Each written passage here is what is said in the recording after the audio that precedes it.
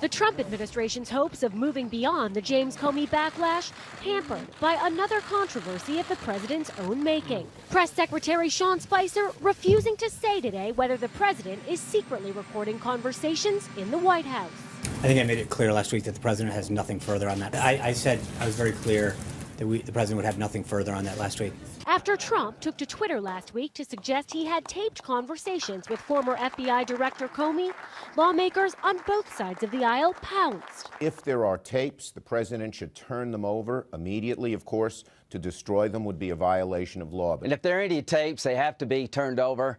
You can't be cute about tapes. The White House is still grappling with the fallout of Trump's sudden firing of Comey, a move that just 29% of Americans support, according to a new Wall Street Journal NBC News poll. The decision to fire Comey, who was overseeing a probe into potential ties between the Trump campaign and Russia, also raised alarm among some in the intelligence community, as the former director of national intelligence said on State of the Union Sunday. I think in many ways our institutions are under assault, both externally, and that's the big news here, is the Russian interference in our election system.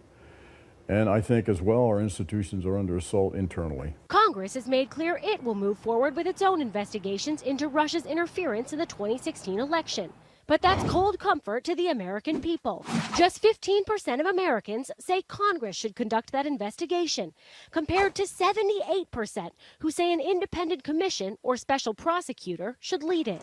Meanwhile, the White House wants to talk about anything other than Russia. Today, Trump addressed law enforcement officers at a ceremony in Washington. I will always support the incredible men and women of law enforcement as much as you have always supported me. And you did. Big league.